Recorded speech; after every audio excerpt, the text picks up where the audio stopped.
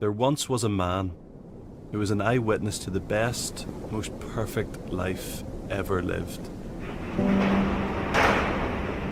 There once was a man whose best friend was the Son of God.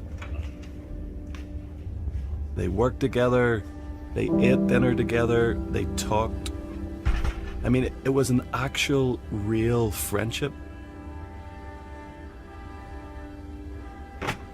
And this man, he literally saw miracles with his own eyes, and he heard these radical teachings, and he followed this friend, this leader who ended up changing the world forever. Fast forward a few years, his best friend's been arrested and murdered. His life is turned upside down. It's kind of a mess. But he has seen the truth. He has seen this light firsthand. And so he sits, and underneath this mysterious direction, directly from God, he writes down the story of all that he had witnessed. This is that story.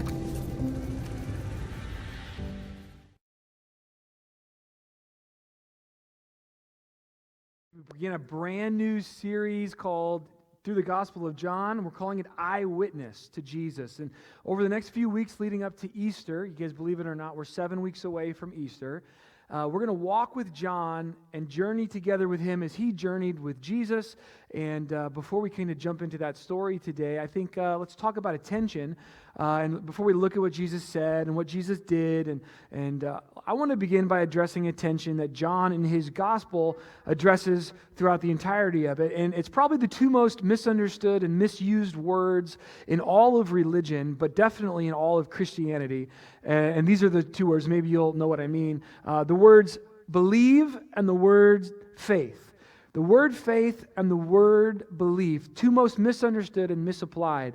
And if you just set religion and theology aside for a minute, and you know, we all know what those words mean. But for some reason they get hijacked when we drop them in a religious context.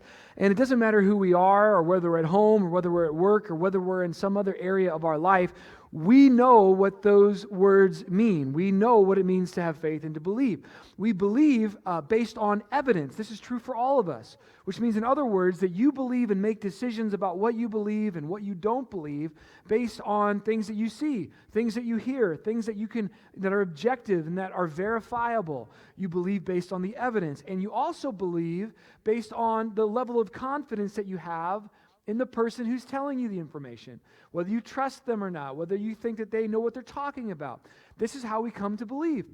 And when you were a kid, remember when your teacher taught you 8 times 8 is 64, you didn't go home and verify that, right? You didn't put 8 rows of 8 strawberries, and verify that your teacher knew what he or she was talking about. You went home and you believed because you had confidence and you trusted them and you trusted what they had to say. You trusted that they knew what they were talking about. So this is how we all come to believe. We believe based on the evidence, and we believe based on the confidence we have in the person who's talking with us. But from time to time, and this is happening to all of us, we get conflicting information, right? Turn on the national news, you're going to get some competing information.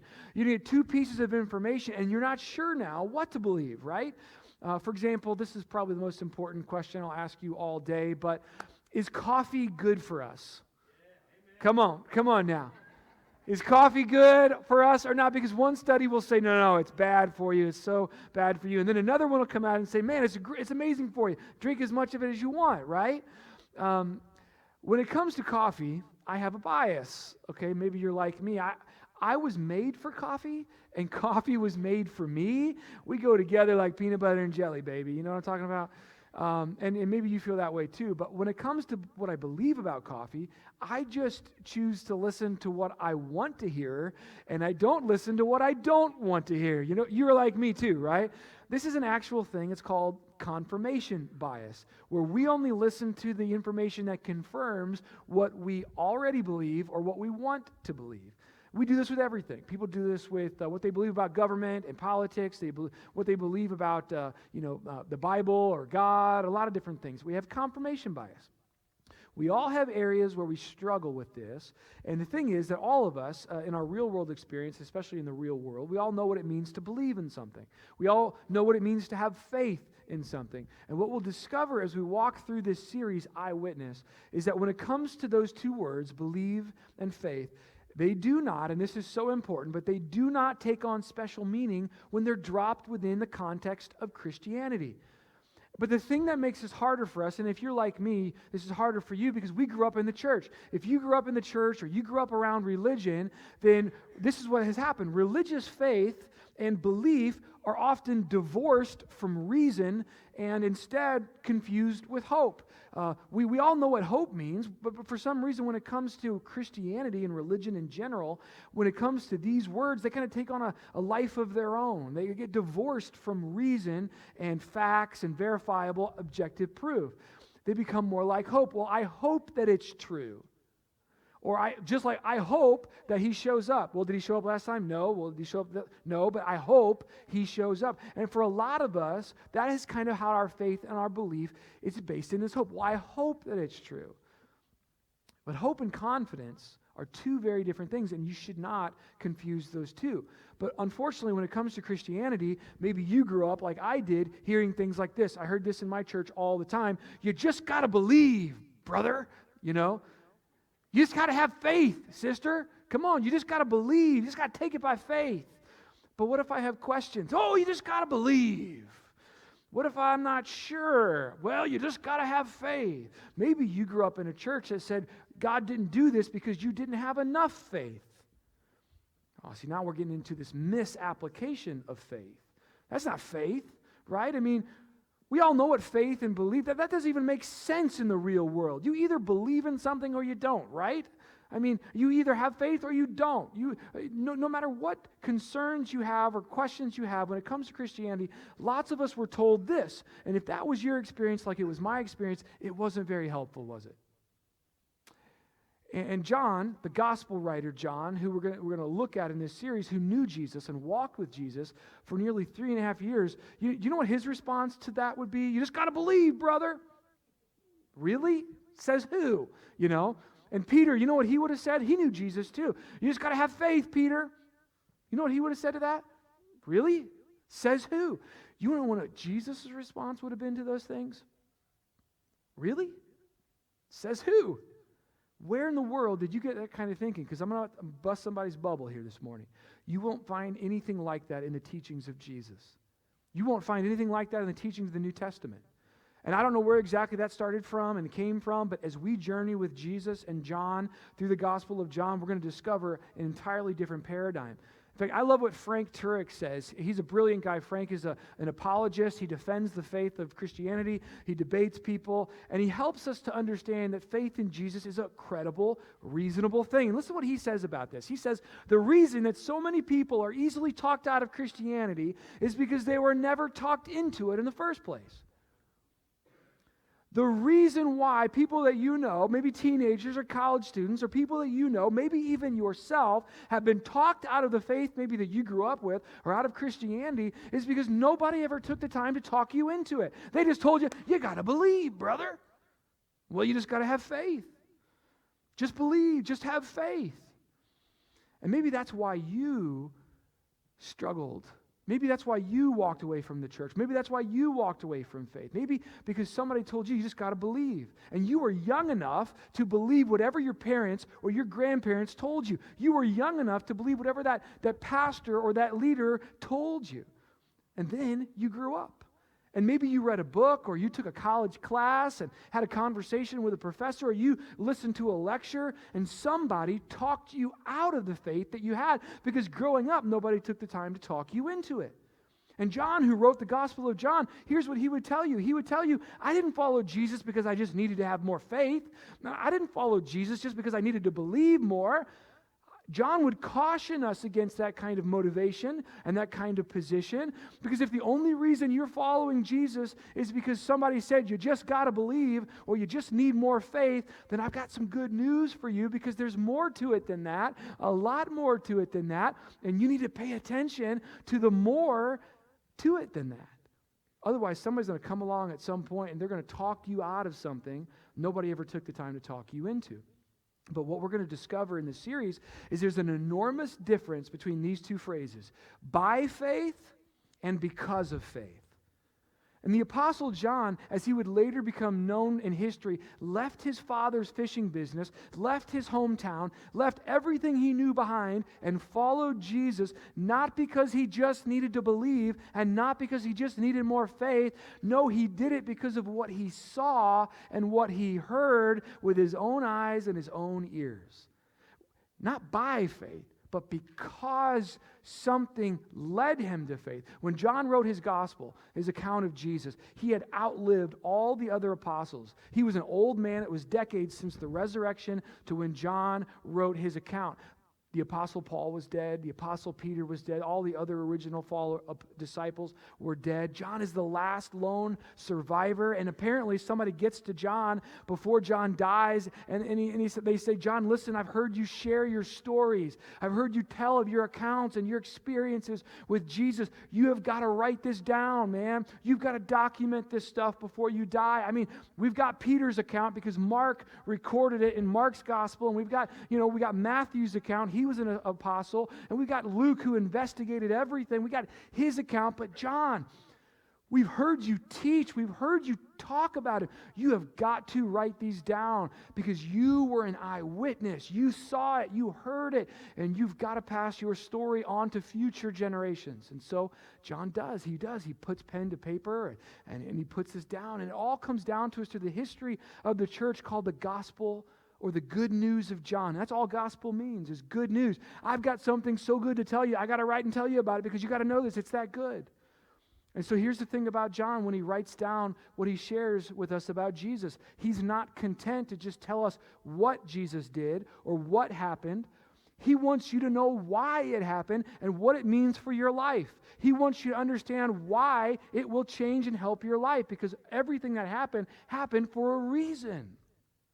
So at the very end of his gospel, he gives us this kind of summary statement, this kind of purpose statement for why he even sat and wrote. And here's the big idea. If you don't get anything else that John wants you to get in all of his gospel, this is the one thing John wants you to get. And we'll read this at the end, and then we'll go back to the beginning of the gospel.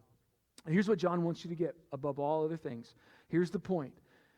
Jesus performed many other signs, and we're going to hold on to that word. We're going to come back to that in a minute, so hang on to that word in your mind. But Jesus performed many other signs in the presence of his disciples, which are not recorded in this book. And this book that he's referencing isn't the Bible, because the Bible was a collection of books that were put together in the 4th century. This is the 1st century. The book he's referring to is this letter he's writing, this account of Jesus. It's his own gospel. And by this point, he's basically saying, so you come to the end of what I've said, my account about what I saw and what I heard. I've told you a lot of things about what Jesus did, a lot about what Jesus said, but you got to know, he said a lot more. He did a lot more than what I've written here. I've chosen the things that I've included for a purpose, for a specific reason, because these are what I'm calling signs. And here's why I chose the events that I did, because these are written so that you may believe. So that you and I could understand the purpose for why I even sat to write this to tell you was so you not just so that you would know what Jesus said and did. I mean, no, that's not the only reason. The purpose was that because of what Jesus said and did, you would believe just like I believe. John wants us to believe in Jesus just like he did, and he's not content to just tell you what happened. He wants you to know why it happened. I want you, he says, I want you to journey with me through my own experience.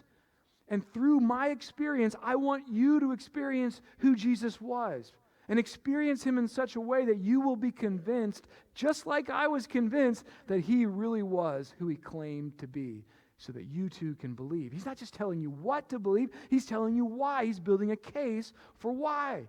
But what are we supposed to believe, John? What do you want us to believe about Jesus? Is he a good person? Is he a good moral philosopher? Are his teachings helpful for our life today? I mean, everybody loves Jesus. And not a lot of people got a problem with who Jesus is and what Jesus says. Who has a problem with love your neighbor, right? Give yourself up, care about others, right? Who has a problem with that? What do you want me to really believe about this guy, Jesus? Simple. These are written that you may believe that Jesus is the Messiah, the Son of God. But it goes a lot beyond that. He said there's a result when you believe that he is God's son, that he is who he says he is, and he can do what he says he can do. When you believe that, the result of that will be that by believing, you may have eternal life in his name. The kind of life you couldn't give yourself and the kind of life I can't give myself because I'm not good enough and I can't save myself, but a God who loves me can send his son to do that for me. This is what I want you to believe about Jesus. Everything I'm about to say to you is going to help you see why that is not unreasonable. Everything I'm about to lay out is to help you recognize why that's credible, not just believe it, brother, not just have faith, sister, but like this is like proof and evidence, and I've got confidence that he is the Messiah, the Son of God. This is why John writes, so you could have confidence. So the same sequence that caused John to come to faith, the things that happened that John was like, well, that's hard to deny, that's hard to dismiss, wow, that makes me think, that challenges me, maybe he is. The same sequence that led him to faith is what he lays out for you and for me so we will have faith. And here's the process. Maybe you get your phone out. If you want to read the Gospel of John as we go through this series, this might be a great help. We're going to go all the way up to Easter Sunday. You will have read a whole book of the Bible. This will be a great exercise for you. But show this next slide because this is the progression of how John lays out every single one of these episodes and stories. He says there was something that happened. There was an event. I experienced this day here in this town with these people. I experienced this with Jesus.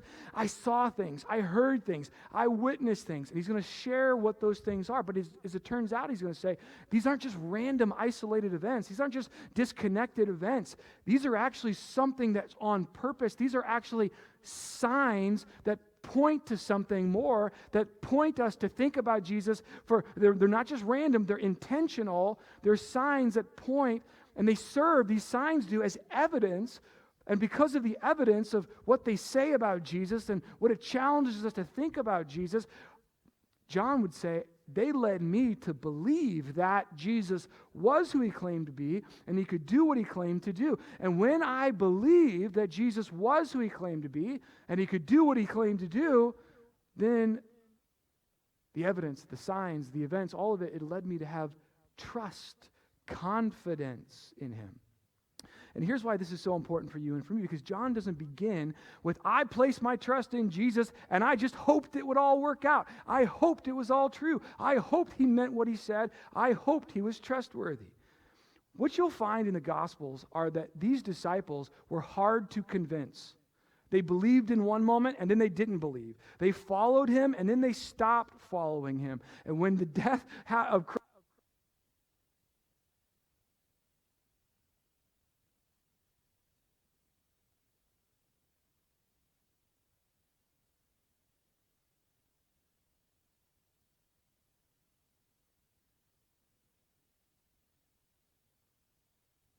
you want to help me out? Oh, hey, I'm back.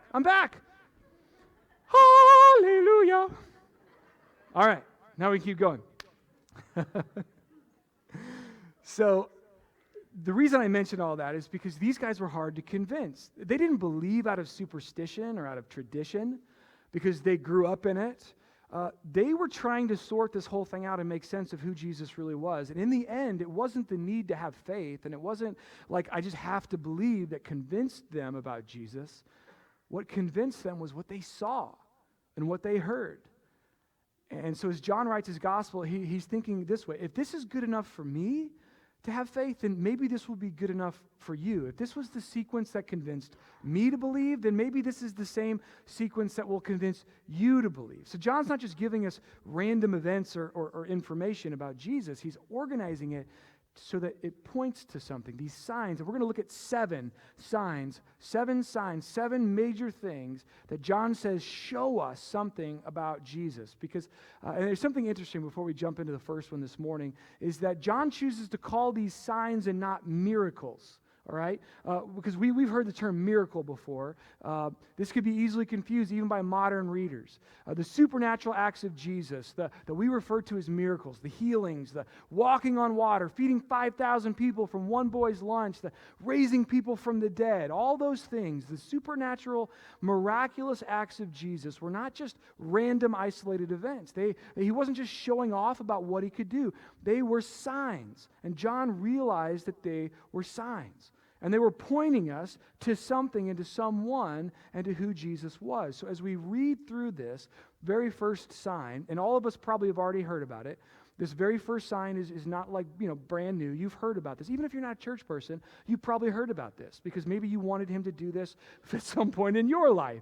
But this first sign was so well known that as we're about to discover, John doesn't even tell us that a miracle took place. He just assumes you already know because by the time he wrote this, decades after it happened, this had become such a part of Christian teaching that everybody knew that Jesus turned water into wine. His very first sign, Jesus turning water into wine. And not just like kind of okay wine, not just like Walmart wine, you know what I'm talking about? I'm talking about like fine wine. Like, well, that's some good stuff. You know what I'm talking about? So here we go. And remember, we're going to look at this and not get enamored with the miracle because that's not the point. The point isn't that you would just go, oh, wow, how marvelous, how supernatural, how incredible. Look at how enamored and amazed we can be at what Jesus was able to do. No, that's missing the point. As great as that is and as true as that is, the point is, who does this tell us about Jesus? What does this say about him?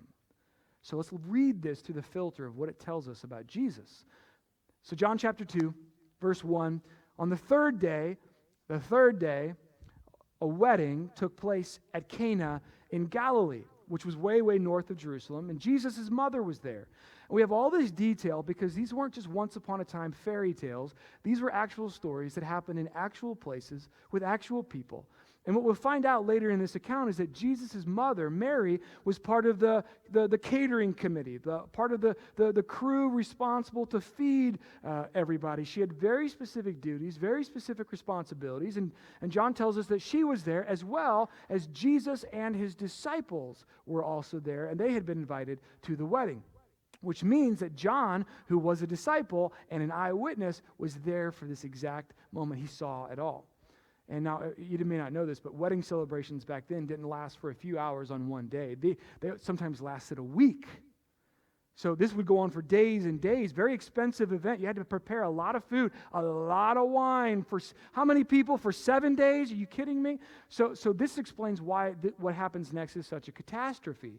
And because it wasn't like a wedding today. If you ran out of wine or you ran out of wedding cake or you ran out of food, it would be embarrassing. It would be very stressful. But if you do that over a days-long celebration and you run out early in that week, then this is even more stressful, even more.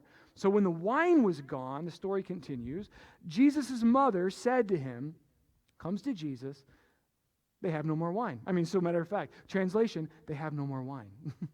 We're out, dude. We're out. And here's what I think is so incredible. What would you be feeling if this were you and you were responsible for it? Here's what I find to be so fascinating, and we don't have a lot of time to hang out here. This could be a whole nother message, I suppose, but in this stressful, embarrassing crisis, Mary turns to Jesus. Check this out. And here's something that will just, so interesting. Mary, Jesus' mother, knew that in a crisis, she could call upon her very resourceful son. It's like she knew that he could do something about the problem. Now, I could just spend a whole sermon right there, talk to you about if you're in a crisis and what you're going through. And if Mary, who knew Jesus so well, trusted him like this, why wouldn't you turn to God who would love you and wanted to help you? That's a whole other sermon. But it also begs the question, what was it like to grow up with Jesus? Right? When you ran out of something, you didn't have to run to the grocery store for that last minute item before the family came over, and you hosted an event. You could have just been like, Jesus, however you do that thing that you do, I don't know how you do. I won't even look. I'll turn it around. But we ran out of, would you supernaturally make more of? I won't even look, but would you go ahead? We ran out. We need more of. And then poof, you'd get more of. Wouldn't that be handy? Wouldn't that be come on, right? I don't know. I think it's phenomenal that she trusted him. Somehow she knew it was okay to turn to Jesus in a crisis. But his response, at first glance, especially to our 21st century minds, seems a little offensive. But after I explain it in the original context, I promise you won't think that. But he says to his mom, "Woman." Now, just a point of advice for all you guys in the room. Don't go home today and quote Jesus to your wives, all right? Don't try this one at home. Times have changed, we've moved on from there. This is not a term of respect or honor anymore. It will not go well for you. You will call me for some marriage counseling. We will sit and have coffee. So, but in Jesus' day, what this actually meant was a term of great respect and great honor. It's very formal. This was almost like my dear lady. My dear lady. My honorable lady. He's in a very formal context, so he can't say, Mom, right? That's not formal. So he says, my lady, why do you involve me? Jesus replied, my hour has not yet come. Translation, my best translation. A lot of people have written, books about this and commentaries about this verse. What does he mean? Why did he say this? Best translation I could give you, Mom, I've come to save the world, not weddings. This was not how I planned to go public. This was not what I thought. This is not very messianic, right? Not how I thought I'd show myself to the world. And it reminds me, like probably you, of the many times in our lives growing up where our moms have asked us to do something and we hadn't planned on doing it, like we didn't want to do it, didn't think about doing it, didn't do it until Mom asked. Come on, you know what I'm talking about? And guess what you did like I did? You did what Mom asked because of who asked you to do it. Why did we do what we didn't want to do, necessarily think about doing? Because Mom asked. And shows us an interesting picture here with Jesus and his mom. And in some way, Jesus indicates to her that he'll do what she asked. And so she turns to the others helping her with this, and she says, do whatever he tells you. Translation, do whatever he tells you. Like, he's in charge now. And because she's Mom, she can just say that and then walk out of the room and be like, I'm washing my hands of this. You guys take care of this. Because moms can do that. Now, when you read this story, you might think, what kind of a sign is this? It seems random. Jesus isn't healing anybody. He's not helping anybody outside of these, wedding guests. And most of them aren't even going to know that a miracle or a sign even took place. Why would John start here? Why would John start with this? What's significant about this to help us know who Jesus really is? And I don't know when it dawned on John, maybe years later, maybe Jesus explained it to him, or maybe when somebody came to him and said, you got to document your story, and he thought back on his life with Jesus, and he thought about how this was the perfect way for Jesus to step into his role as Savior and Messiah. This was the perfect introduction, because even though all of the wedding guests would never really know what happened, except for the servants, this miracle points perfectly to who Jesus was and what he was there to do.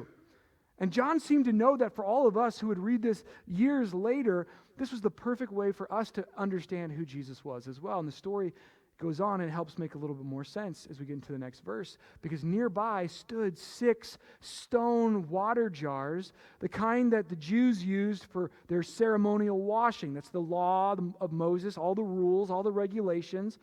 Each of them held between 20 and 30 gallons. So these are huge, massive jars. And the family, this tells us that the family that was hosting the wedding were very good Jewish men and women, because the first century application of the law of Moses, all the rules, the 10 commandments are like the summary of almost 630 rules and regulations that you had to obey and follow in order to have a right relationship with God and one another. A lot of things to remember. Most Jews couldn't even remember most past the first 10. All right, so the law of Moses demanded that you would do certain kinds of washings, ceremonial washings for different things. And so if you wanted to stay spiritually, ceremonially clean, you had to wash your hands sometimes up to your elbows. And this family doesn't have just one of these, not just 2 of these, not 4, not 5. They've got 6 of these. They took the law that seriously. They're really good religious people. Now, these were really big stone jars, and they are sitting there, and they're empty. And here's why this is significant, because these stone jars are icons. They're icons of the Jewish law. They're symbols of the covenant that God made, all the traditions that started way back with Moses. These are the icons of the Jewish religion that Jesus was here to replace. It's a brilliant way to introduce yourself, for Jesus to go public in this moment, because Jesus decided to go public by using something, these jars that was about to be replaced, the Jewish law, and he would point towards something that would take its place, this new command, this new covenant of love for God and love for one another. I mean, and if you're new with us, you got to understand that God's temporary covenant with the nation of Israel, his people, it had a shelf life. It had a timer on it. What he did back at Mount Sinai when they came out of Egyptian slavery, it was disappearing. It was coming to an end. Jesus was there to start something new, a new covenant with a new governing ethic of love. And when the old one was given, guys, it was like way ahead of its time. It was much better than what the other ancient civilizations had. It was better than what Egypt had, better than what Babylon had, better than the Greeks and the Romans. But it was being replaced.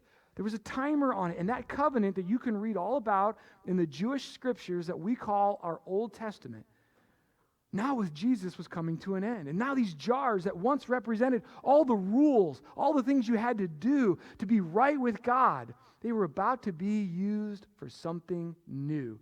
They were about to be given a new purpose. It's brilliant that Jesus decides to use this moment to illustrate that something new that had come in him was here, because someone new was bringing it and was on the scene. So Jesus said to the servants, Fill these jars. They're empty. Fill them. And so they filled these jars to the brim. Now, a British theologian named F.F. Bruce, who writes commentaries about the scriptures, listen to what he says about this verse. He says, the water that they poured into these empty jars provided purification as laid down by the old Jewish law and and the customs. And it stands for the whole ancient order of Jewish ceremony, all of the Jewish law, all of the practice, which Christ was here to replace with something better. All this foreshadowing. It was the perfect introduction to the ministry that Jesus was there to do, to replace the old with the new, to replace what was good for now to what will be best forever. Fill up the jars. Fill them up with water as they were normally used. And then something different, something new is about to happen. They're going to do something that they've never done before, because the old is passing away. Something new has come because now someone new is here. And I'll be honest with you guys, I'm geeking out a little bit over this week and studying this. It makes me so excited, like my academic theological pastor brain goes into overdrive, and I geek out. I'm in my office and I'm working and I'm writing this, and I'm having so much fun. Like, I can't wait to share this stuff with you, because the text goes on. I mean, this is so new, the new that Jesus came to introduce. He told them, I want you to draw out some water, and I want you to take it to the guy in charge, who's in charge of everything, the master of the banquet. I want you to take it to him. And they did that. They did so. And the master of the banquet tasted the water. And this is, if you don't know the story, this is the point where you're like, oh no, he's going to find out that it's not wine and it's water, and he's going to be so furious. Mary's going to get fired, everybody's going to be mad. But John never even tells us a miracle took place. He just assumes, you've heard this story probably. You already know this. So he continues and he says that when they did so, and he tasted the water, that had been, so matter of fact, right? I mean, supernatural act happening. It just been turned into wine. And now I'm just talking about like the cheap stuff. I'm talking about the best stuff. And he didn't realize where it had come from, though the servants who had drawn the water knew. And so he calls the bridegroom, the guy here who's getting married, and aside, and he says, listen, you've done something amazing. You've done something completely unusual. I've never seen this done before.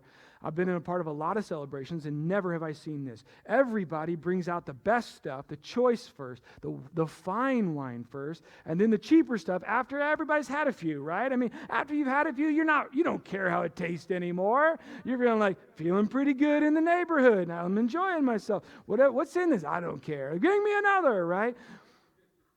Everybody starts with the fine wine, and you're going to bring out the best last. This is you. This is good. This is good. Don't miss this. But you have saved the best until now. And this is so powerful. Don't miss this. You have saved the best until now, and God has as well. Because the whole Jewish sacrificial system, the rules, the regulation, all the things that you needed to remember, to be right with God, was fading away. And no longer was it going to be based on you and what you did. Now it was going to be based on something new. It was going to be based on God and what God did for you. In the same way that God established his covenant and worked within this nation, his people, Israel, and would set up these values and set up the kingdom of God, and the world would then look for one to come who would establish and fulfill all of what was old, and it would bring about the kingdom of God forever and ever. All of Israel, after Moses, waited for their deliverer, waited for their Savior, waited for their Messiah to come and to fulfill the old with the new, the old wine with the new wine. And so when John the Baptist, who stood on the banks of the Jordan River early in the accounts of Jesus, he stood there and he said to the people who gathered, thousands of people from Israel, when he said, "Look, the Lamb of God who takes away the sins of the world," he saw Jesus, and all out of his mouth, the Holy Spirit speaks these words. Everybody who stood there, everybody who heard those words knew this is who they'd been waiting for. This made sense to them. Every Jewish person knew exactly who that was going to be. All of the law, all of the sacrifices, all of the rules that began with Moses was the old wine, and God sent this man to start something new. The new wine through Jesus would be so much better. No more sacrifices, no more rules, no more did I do enough, Now God loves you and says, "I am enough. I am the last sacrifice. I offer myself for your forgiveness of sins." You don't have to worry anymore. You don't have to have anxiety anymore. You're not going to be able to do it perfectly anyway, and they all knew they couldn't, but when God sent his Son, he was the perfect sacrifice, who was better than the law, because now he lived with a new law, the law of love. Instead of, have I done enough to be right with God today? Who cares how I treat my neighbor? Now it was, you show how much you love God by how much you love your neighbor. It changed everything. God's love, the law would try to change your behavior on the outside down, and it would never affect your heart. But God's love says, I'll start inside, change who you are, so you'll love people on the outside better. It'll change you from the inside out. This is a much better dynamic, and he was here to introduce the new that God had always wanted. But he had to start with something. He worked within this context and this framework. And so by turning water into wine and by using these Jewish ceremonial jars, he's telling the world the new is here. The new has come. Something better than the law. Something better than the prophets. Something better than the Jewish scriptures and the Jewish religion. And there's nothing wrong with all of that what came before. God had a purpose for it. But he wasn't putting a comma on it. He was putting a period on it. And you should be glad that he did, because that means you didn't have to bring your goat to church today. Okay? And John says all of this that happened was so much more than a miracle. It was a sign. It pointed to something new and to somebody. And they wouldn't understand it until years later. He probably didn't understand it until years later. And the story wraps up that what happened here in Cana of Galilee, was the first of the signs that we'll look at of the 7, where Jesus reveals his glory. And check this out. What happened? What did his disciples do? They believed in him. Not because they needed to have faith, and not because they just needed to believe. The reason why John and Peter and the others believed was because there was a reason to believe. From the very outset, John establishes this paradigm. We're going to find it through without. Never once is anyone asked to believe or have faith without evidence. Never once are you asked to trust and have confidence and believe in Jesus because of, just got to have faith, brother. You just got to believe, sister. No. There's evidence. And you can trust and have confidence in the one who shares it with you, because John was there. He was an eyewitness. And unlike John, our faith in Jesus doesn't necessarily come by seeing. He was able to see some things that we would never have been able to see before. You may disagree with me. You may say, well, Jason, I've seen some things. I didn't believe in God, and then I saw, and God showed me, and now I believe, and that's really, really great. And I'm glad that happened for you. And maybe you saw something in a couple, and they had this great faith, and they loved each other, and you sat down with them, and you learned about why and how, and that what you saw led you to believe in Jesus. I think that's fabulous. But for most people, like me, like you, we won't come to faith in Jesus by what we see. We're going to come to faith by what we hear. And you're not asked to just believe, and you're not required to just take it by faith. You and I are invited, and this is what makes Christianity so significant and so different. We are invited to believe what happened based on the eyewitness testimony of the people who were actually there. Based on what they said they saw and what they said they heard, whether you can trust them or not, and then we have a whole other conversation to go. But years after the resurrection, decades almost after the resurrection, there had been bloodshed. Jesus had died on a cross. The church had been persecuted. The city of Jerusalem, the temple, was destroyed. So many people died. Tens of thousands carted off into slavery by the Romans. Peter was dead. Paul was dead. John is the last alive apostle. All of the hardships, all of the struggles, John still believed. John was boiled alive, and he lived through it. He didn't recant his faith. John was exiled to an island to die. He didn't recant his faith.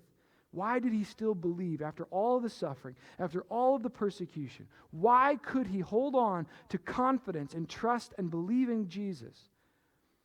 I'll tell you why. Because when you see your friend die and be put in a tomb, and then 3 days later stand alive in front of you, and then you go have breakfast with him on the beach the next day, it's going to change your mind about whether he is who he says he is, and he can do what he says he can do. The resurrection of Jesus changed everything. And I don't care what you believe about creation and how long it took and how many days it took and whether you agree with what happens in the Old Testament. There is a lot of stuff in there, and I talk with a lot of people who have a lot of problems with what they see in the Old Testament. I'm going to tell you, your faith in Jesus is got verifiable, objective proof because the eyewitnesses who said they knew him and saw him said he was alive after he died. That's something to consider. That's something that should challenge us. How could we today believe if we weren't there to see it and to hear it? We have to believe that the ones who did share a reliable account. Is Jesus who he says he is? Can he do what he says he can do? John was convinced that he was. He was convinced that God had become flesh and that he made his dwelling among us, and we've seen him. We've seen the one who came from the Father, and he was full of grace and he was full of truth. And John is simply saying, here's what I saw, here's what I heard, here's what happened among us. God made his dwelling with us. I've seen it all. I'm an eyewitness to it. I was there for it all. And I thought that what happened among us was so important and so incredible that I just had to document it and share it for you, because maybe what helped me will help you. That's why he put that. That's why he wrote that.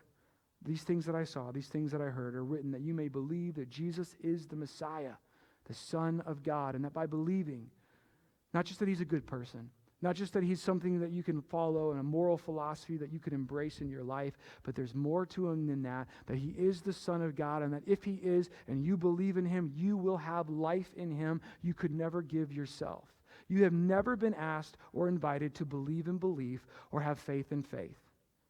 You were invited to believe based on the evidence, based on what actually happened, based on what they said they saw. You have been called to follow. Because our faith is reasonable and credible, and it can change your life forever.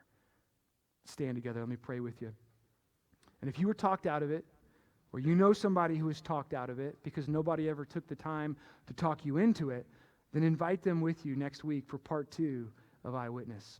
So Lord, I thank you for this morning. I thank you for those who have come. I pray that this has been helpful. I know that this hits all of us in different places. For some of us, this was the reason why we walked away from the faith, why we walked away from church. But I pray that in some way you would speak through all of that, and you would remind us of who you are and what you can do, and that our lives would be changed as we follow you. I'm not asking for belief yet, but I'm asking, God, maybe today we can take a step further to learn a little bit more and to consider that maybe you really are who you say you are and that you really can do what you say you can do. Maybe we've heard this, maybe we believe for years. Well, maybe today, for the first time, we've heard why we believe. Not just believe, brother, not just have faith, sister. But you know what? We have real, objective, verifiable proof for why we believe what we believe. Nobody denies that Paul lived. Nobody denies Peter lived. Nobody denies that Jesus lived. Nobody denies the historical things that we will refer to in this series. What they can explain is why and how. But I know why, and I know how, because God, you sent your Son. You so loved the world that every single one of us, that if we would just believe in you, we wouldn't perish, but we would have everlasting life, power from God, life from God that would change our lives today. Help us to have confidence in you and trust in you. Help us have the wisdom to know what to do with what we just heard and the courage to do it no matter how hard it might be. So Lord, go with us this week. Help us to share what we've learned. Help us to share that with somebody who might have been talked out of their faith. Help us to invite them next week with us. I pray in Jesus' name. Amen. Amen. Thanks for joining us.